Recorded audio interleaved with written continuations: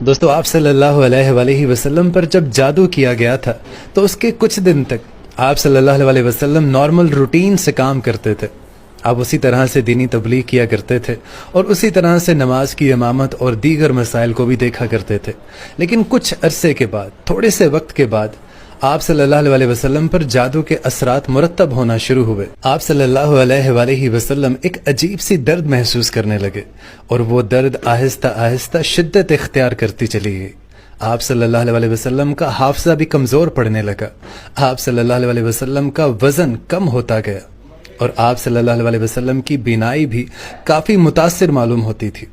اور جب یہ کیفیت تھی، جب آپ صلی اللہ علیہ وسلم اس تکلیف میں تھے اور یہ تکلیف آپ کی تقریباً 1 سال تک جاری رہی. اور جب آپ صلی اللہ علیہ وسلم ان دنوں جسمانی درد میں شدت ہوتی تو آپ بڑے خشوع اور خضوع کے ساتھ صحت یابی کی دعائیں مانگتے. لیکن دوستو سوال یہ پیدا ہوتا ہے کہ آپ صلی اللہ علیہ وسلم پر جادو کیا ہی کیوں گیا اور کس نے کیا، اور اس کے بعد اس جادو کا توڑ آپ صلی اللہ علیہ وسلم نے کیسے کیا. تو آپ کو بتاؤں کہ اس زمانے میں لبید بن عاصم اور اس کا خاندان کالے جادو اور دوسرے دیگر سحرکاری میں بہت زیادہ شہرت حاصل کر چکا تھا. اور دوستو لبید بن عاصم اسلام کا دشمن اور منافق تھا، اور منافق ہونے کے ناطے مدینے کے جتنے بھی مشرکین تھے ان سے اس کے بہت ہی اچھے مراسم تھے. اب مشرکین مکہ یہ جانتے تھے کہ لبید بن عاصم اسلام کا دشمن ہے، منافق ہے، تو سارے مشرکین مکہ مل کر لبید بن عاصم کے پاس پہنچے اور من گھڑت افسانے سنانے لگے کہ ہم نے بہت سارے جادوگروں سے کہا کہ نعوذ باللہ آپ صلی اللہ علیہ وسلم کو جادو کے ذریعے ختم کیا جا سکے، لیکن ان تمام کا جادو کسی قدر اثر انداز نہیں ہوا. وہ اب بھی بالکل ٹھیک ہیں. ہم نے آپ کا بڑا نام سنا ہے، آپ کی بڑی شہرت ہے، تو ہم چاہتے ہیں کہ آپ صلی اللہ علیہ وسلم پر اس طرح سے جادو کریں کہ نعوذ باللہ ان کی زندگی کا خاتمہ ہو جائے. اور پھر مشرکین مکہ نے لبید بن عاصم کے ہاتھ میں اشرفیوں کا ایک بھنڈار رکھ دیا، جس کو دیکھتے ہوئے لبید بن عاصم نے فوراً ہاں کر دی. اب آپ صلی اللہ علیہ وآلہ وسلم پر جادو کیا کیسے گیا، یہ ذرا غور سے سنیے گا اور آپ بھی ان تمام چیزوں میں احتیاط برتیے گا. انہی دنوں میں ایک سادہ مزاج یہودی لڑکا حضور صلی اللہ علیہ وسلم کی سیرت سے متاثر ہو کر آپ کی ذاتی خدمت کرنے کے لیے آیا کرتا تھا.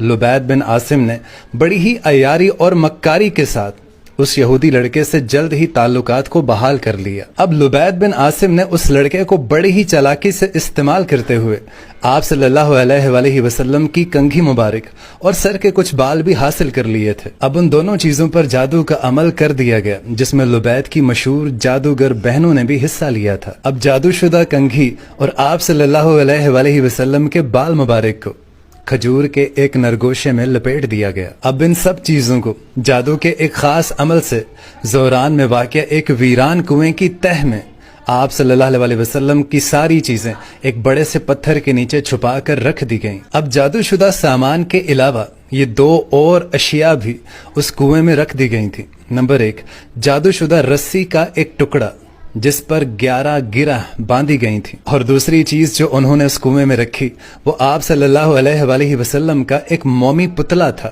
جس میں باریک سوئیاں جا بجا چبھو دی گئی تھیں. اب یہ سارا عمل لبید بن عاصم کی طرف سے اور اس کی بہنوں کی طرف سے کر دیا گیا، اور اس کے اثرات آپ صلی اللہ علیہ وآلہ وسلم پر بھی مرتب ہوئے. لیکن اب سوال یہ ہے کہ نبی پاک صلی اللہ علیہ وسلم کو پتہ کیسے چلا.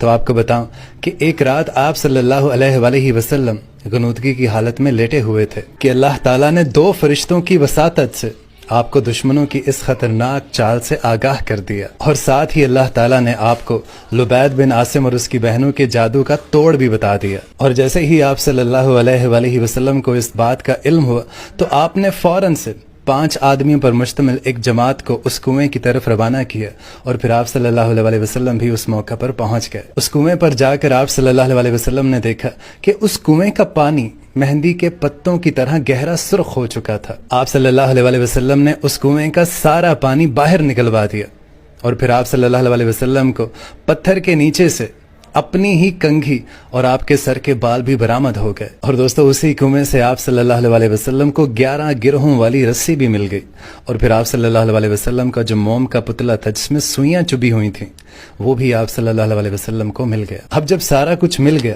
تو آپ صلی اللہ علیہ وسلم کو اس کا توڑ بتایا گیا تھا. تو وہ آپ صلی اللہ علیہ وسلم نے 2 صورتوں کی تلاوت کرنا شروع کی۔ سب سے پہلے آپ صلی اللہ علیہ وسلم نے سورہ فلق اور سورہ ناس کی تلاوت کرنا شروع کی۔ اب ان دونوں صورتوں کی مجموعی آیات کی تعداد 11 بنتی ہے۔